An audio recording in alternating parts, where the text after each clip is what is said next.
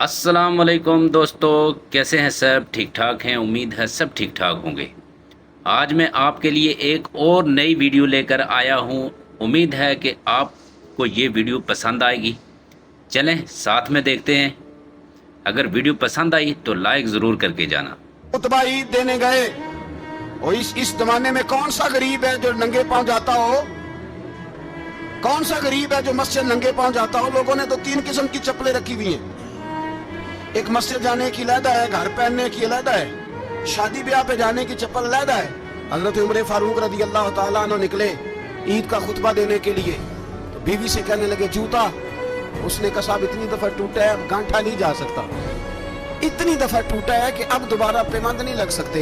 تو حضرت عمر کہنے لگے چل کوئی حرج نہیں ہے، بغیر جوتے کے ننگے پیر ہی چلتے ہیں، کوئی حرج نہیں۔ تو کہنے لگے لوگ کیا کہیں گے؟ فرمایا چپ کر، لوگ جس دن عمر نے یہ دیکھ لیا نا لوگ اس کے بارے میں کیا کہتے ہیں، اس دن عمر نہیں رہے گا۔ تو کہا پھر آپ کا نظریہ کیا ہے؟ فرمایا میرا نظریہ یہ ہے کہ رب رسول میرے بارے میں کیا کہتے ہیں۔ لوگوں کا کیا ہے؟ لوگ کل کسی کے بارے میں کچھ کہتے ہیں اور پرسوں کچھ کہتے ہیں۔ میرا نظریہ یہ ہے کہ رب رسول میرے بارے میں ننگے پیر عمر جا رہے ہیں۔ کون جی؟ میں بڑا ماڑا۔ اچھا جناب، کیا غربت ہے؟ 10 قسم کے جوڑے لٹکے ہوئے ہیں کمرے میں، اور پہننے کی فرصت نہیں، سویرے کیا پہننا ہے، شام کیا پہننا ہے، 15 سوٹ کٹھے استری ہو کے لانڈری والا بھیج رہا ہے، اور تو غریب ہے، تو بہت بڑا غریب ہے۔ اس لیے کہ غربت پیسوں کی وجہ سے نہیں ہوتی، غربت تو دل کی ہوتی ہے۔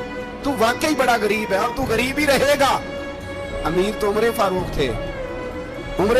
تھے جو ننگے پاؤں چلے گئے عید کی نماز پڑھانے، تو رستے میں جو ملا کہنے لگا عمر جوتا تو پہن لو۔ فرمایا تمہیں عمر کا جوتا نہ پہننے کا نقص تو نظر آیا ہے، کوئی حرج نہیں۔